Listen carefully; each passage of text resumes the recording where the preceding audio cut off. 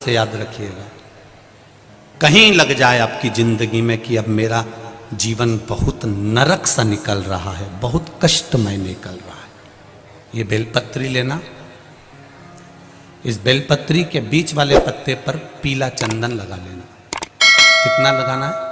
बीच वाला जो पत्ता है उस पर पीला चंदन। जब आपको लगे कि मेरा जीवन बहुत कष्टमय है, अब ये रोग, अब ये कष्ट दूर ही नहीं हो रहा, अब ये आए दिन तकलीफ पर तकलीफ बढ़ती जा रही है, आए दिन रोग बीमारी, पैसा घर में बच नहीं रहा, बहुत कष्टमय जीवन है, इसमें लगाओ पीला चंदन बेलपत्री की बीज पत्ती महाराज। और बीज पत्ती पर जब चंदन लग जाए, लगने के बाद में ये दोनों पत्ती पर लाल चंदन लगा लीजिए।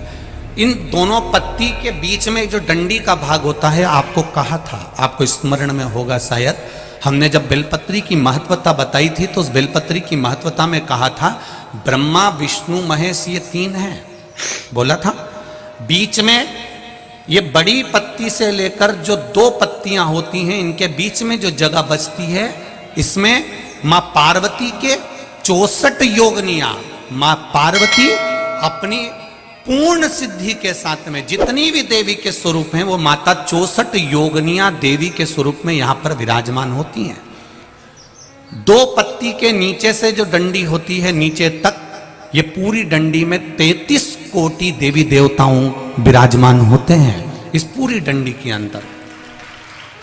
तो ये बीच वाली पत्ती है, ये जो बीच वाली पत्ती का जो भाग होता है, इस पत्ती के भाग में शहद का प्रयोग कर कर, यहां पीला चंदन, लाल चंदन, लाल चंदन, शहद का प्रयोग कर कर, इसी तरह से पकड़कर ये बेलपत्री की जो डंडी है वो अशुक सुंदरी पर जब आप समर्पित करें तो जहां से जल बहता है उस ओर पर इस पत्ती को चढ़ाकर केवल आपके हृदय की बात कहकर देवाधिदेव महादेव से कोई भी शिव जी का मंत्र, पंचाक्षर नमः शिवाय, षडाक्षर ओम नमः शिवाय, श्री शिवाय नमस्तुभ्यम, या महामृत्युंजय मंत्र, जो शिव का मंत्र हो आपके पास में, उसको बोलते हुए देवाधिदेव महादेव को धीरे धीरे जल की धार चढ़ाना प्रारंभ करो।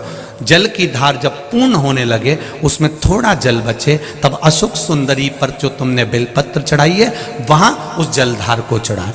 ये प्रयोग आपको केवल सोमवार की अष्टमी पढ़ने पर ही करना है। कौन से दिन करेंगे? जम के बोलिए जरा। सोमवार की अष्टमी पढ़ने पर यह प्रयोग करें और जल चढ़ाकर बाबा से विनती कर कर उसी बेलपत्र को वापस उठाकर कहीं जलाशय में या किसी पेड़ के नीचे विसर्जन कर दें और एक लोटा जल वहां भी चढ़ा दें। बस निवेदन कर कर आ जाइए, मेरा बाबा 3 माह के अंदर हाथ जरूर पकड़ेगा और आपको दलदल से बाहर निकाल देगा, काया के रोग से मुक्त। एक बात और आपसे कहेंगे, उतारिएगा। जिसके शरीर में सफेद चमड़ी पड़ने लगती है, चर्म रोग हो जाता है, या चेहरे पर आंख के पास में पूरा कालापन आ जाता है, उसको हमेशा याद रखना है, लाल चंदन का लेपन पीपल के पत्ते पर करिए। काय पर करना है? पीपल के पत्ते पर लाल चंदन का लेपन करिए। लेपन कर कर सोमवार की अष्टमी के दिन उसको लेपन कर कर वापिस निकाल कर शंकर भगवान पर उसका धीरे धीरे त्रिपुंड बनाकर लेपन करना प्रारंभ करिए।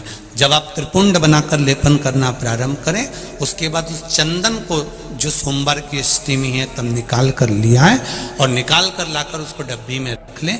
उस चंदन का प्रयोग चर्म रोग के स्थान पर थोड़ी थोड़ी मात्रा में करना प्रारंभ करें, पानी के साथ मिलाकर। परंतु उस चंदन को केवल 6 से 7 दिन में प्रयोग करिएगा, ज़्यादा नहीं।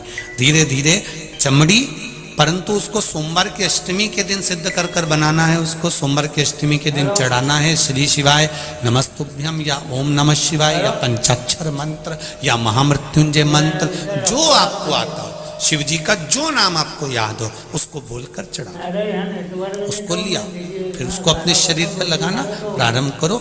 उसका फल आपको 15 दिन के अंदर धीरे धीरे धीरे धीरे प्राप्त होना प्रारंभ हो। लाल चंदन का प्रयोग शिव जी के लिए अवश्य। दूसरा, जब विषम परिस्थिति आ जाए, ऐसा लग रहा है कि आपने पशुपति व्रत कर लिया, सोमवार की अष्टमी का प्रयोग कर लिया, मैंने शंकर जी की आराधना कर ली, तो भी विषम परिस्थिति चल रही है, अभी तक कोई सुधार आने को तैयार नहीं है। तब शंकर जी के मंदिर में जब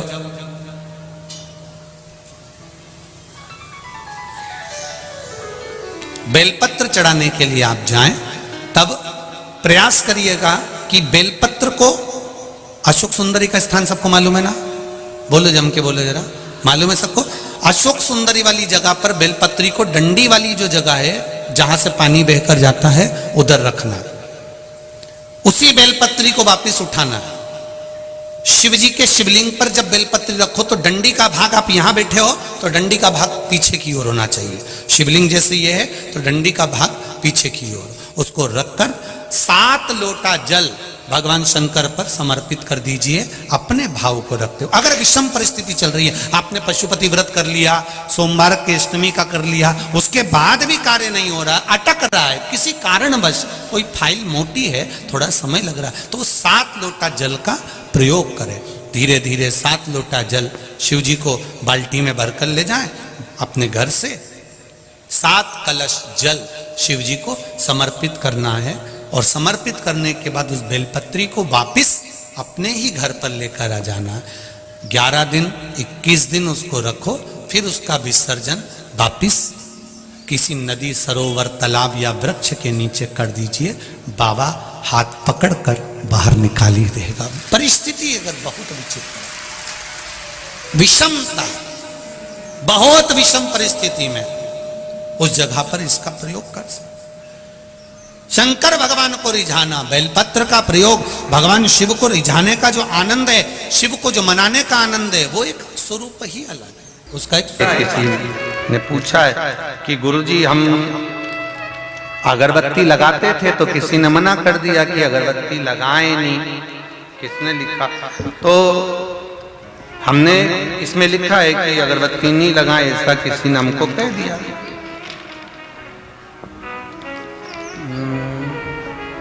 इन्होंने लिखा है अपने, मेरा नाम मत बोलना गुरुजी प्लीज,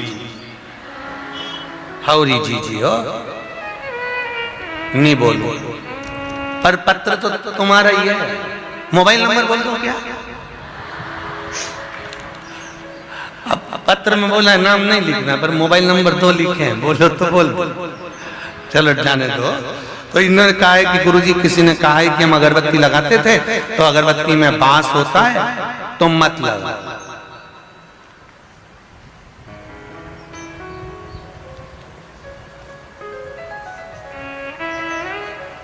तुम्हारा क्या कहना है रे छत्तीसगढ़ वालों, तुम्हारा क्या कहना है?